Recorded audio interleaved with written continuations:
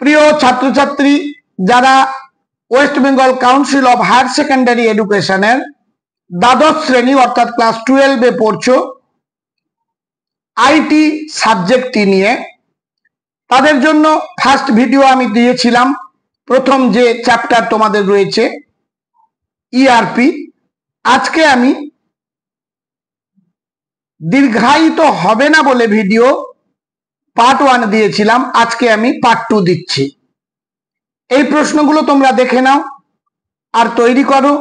বাজারে কিন্তু আইটির কোনো সাবজেক্ট আপাতত বেরোয়নি, সেই জন্যে এই ভিডিও তোমাদের সুবিধার্থে করা। প্রতিটি গুরুত্বপূর্ণ বাছাই করা প্রশ্ন তোমরা দেখে নাও। পার্ট 2। আর যারা আমার এই চ্যানেলে নতুন তারা চ্যানেলটিকে সাবস্ক্রাইব করে পাশের বেল আইকনটি ক্লিক করে রেখো। তোমারই উপযোগী কোনো ভিডিও আপলোড করলে সবার আগে নোটিফিকেশন তুমি পেয়ে যাবে। প্রথম প্রশ্ন, যে কোনো ইআরপি সিস্টেমের মূলে কি থাকে? উত্তর হলো ডাটাবেস। একটি সত্যিকারের ইআরপি সমাধান হিসেবে যোগ্যতা অর্জনের জন্য একটি সিস্টেমকে কি করতে হবে? উত্তর হলো নমনীয়, মডুলার এবং উন্মুক্ত হতে হবে। পরবর্তী প্রশ্ন, প্যাকেজটি ড্যাশ হওয়া উচিত এবং এমন দেশগুলিতে ইনস্টলেশন থাকা উচিত যেখানে ড্যাশের অফিস আছে, অর্থাৎ শূন্যস্থান পূরণ। প্রথমটি হবে আন্তর্জাতিক, দ্বিতীয়টি হবে কোম্পানি। পরবর্তী প্রশ্ন, ড্যাশ উচিত এর প্রতিরূপ হওয়া প্রতিষ্ঠানের ড্যাশ প্রক্রিয়া। প্রথম শূন্যস্থানে বসবে ইআরপি এবং দ্বিতীয়টিতে বসবে ব্যবসা। পরবর্তী প্রশ্ন, একটি সিস্টেম যখন বিচ্ছিন্নভাবে কাজ করে তখন এর অসুবিধে কি? উত্তর হলো যে কোনো কাজের জন্য প্রয়োজনীয় তথ্য সংগ্রহ করা এবং বিশ্লেষণ করা কঠিন হয়ে পড়ে। এবং আরেকটি অসুবিধা হলো ব্যবসায়িক সিদ্ধান্ত গ্রহণকারী ব্যক্তি বিচ্ছিন্ন অবস্থায় ভালো সিদ্ধান্ত নিতে পারেন না। এবার পরবর্তী প্রশ্ন, এমআইএস একটি কম্পিউটার ভিত্তিক সিস্টেম যা অপটিমাইজ করে একটি প্রতিষ্ঠানের তথ্যের ড্যাশ, তথ্যের সংগ্রহ, স্থানান্তর, উপস্থাপনা।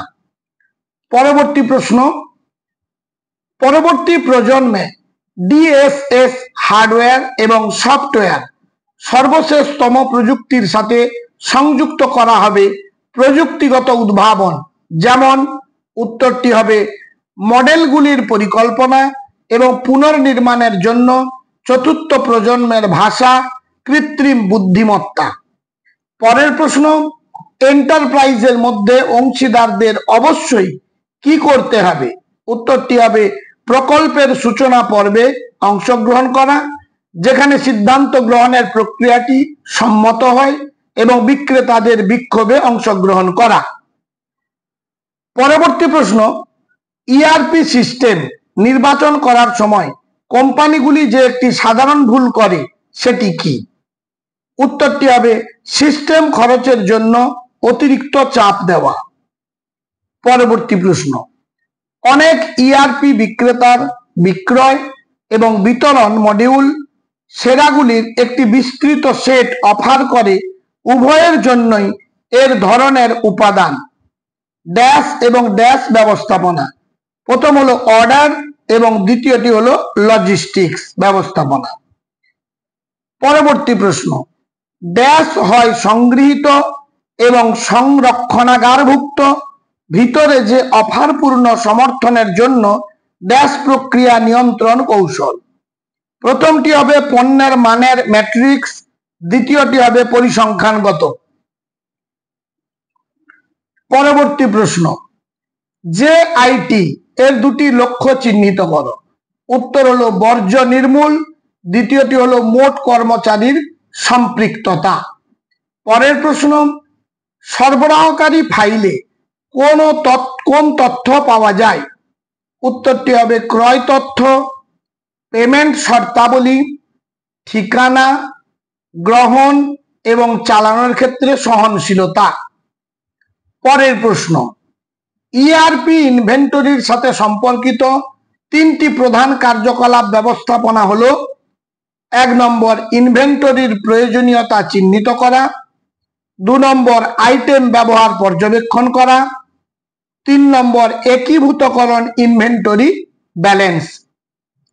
আবার তোমাদের আগে স্মরণ করিয়ে দিচ্ছি, ভালোভাবে কিন্তু প্রশ্নগুলো দেখবে।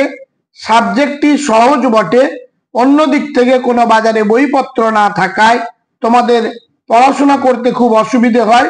তাই তোমাদের কথা মাথায় রেখে অনেক পরিশ্রম করে বিভিন্ন জায়গা থেকে জোগাড় করে আমি লিখে তোমাদের সামনে তুলে ধরছি।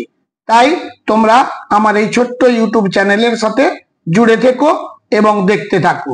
এছাড়াও তোমাদের political science, sociology, economics, nutrition, education, history প্রতিটি সাবজেক্টের আমি সাজেশন চ্যাপ্টার ভিত্তিক দিয়েছি। তোমাদের প্রয়োজন হলে তোমরা দেখে নিও। প্রয়োজনীয় ইনপুট এবং সরবরাহের জন্য সরবরাহকারী নির্ধারণকারী মডিউল নির্বাচন করো। উত্তর হলো ইনভেন্টরি রিকুইজিশন, ইনভেন্টরি অর্ডার মূল্যায়ন। পরবর্তী প্রশ্ন, সিআরএম কর্মীদের ড্যাশ প্রদান করে, শূন্যস্থানে বসবে কাজের সুবিধা প্রদান করে এবং ব্যক্তিগত উন্নতি করে ড্যাশ দক্ষতা অর্থাৎ কর্মদক্ষতা। পরের প্রশ্ন, ড্যাশ এবং ড্যাশ সরবরাহকারী সম্পর্ক পরিচালনা করে, বিক্রেতার কার্যকলাপ পর্যবেক্ষণ করে এবং সরবরাহকারীর মান পরিচালনা করে একটি সংগঠন। তাহলে প্রথম দুটি শূন্যস্থানে বসবে সরবরাহকারী ব্যবস্থাপনা এবং নিয়ন্ত্রণ প্রক্রিয়া। পরবর্তী প্রশ্ন, পিডিএম সিস্টেমের প্রধান উপাদানগুলি কি? উত্তর হবে ডেটা ম্যানেজমেন্ট, 2 নম্বর হলো উপাদানের শ্রেণীবিভাগ, 3 নম্বর হলো পণ্যের গঠন। পরের প্রশ্ন, বিক্রয় এবং বিতরণ মডিউলের উপমডিউলগুলি কি কি? উত্তর হবে অর্ডার ব্যবস্থাপনা, গুদাম ব্যবস্থাপনা, বৈদেশিক বাণিজ্য এবং বিক্রয় সহায়তা। আচ্ছা, পরবর্তী প্রশ্ন, একটি সিআরএম সিস্টেমের উপাদানগুলি কি কি? উত্তর হলো ব্যবহারকারীরা, 2 নম্বর হলো হার্ডওয়্যার এবং অপারেটিং সিস্টেম, 3 নম্বর সিআরএম সফটওয়্যার, 4 নম্বর হলো ব্যবসায়িক প্রক্রিয়া। আপাতত এই 20টি প্রশ্ন বাছাই করে তোমাদের সামনে তুলে ধরলাম। এগুলো দেখো, খাতায় লিখে নাও, দিয়ে তোমরা তৈরি করো। আজ তাহলে এই পর্যন্ত, দেখা হবে পরবর্তী ভিডিওতে। সবাই ভালো থেকো।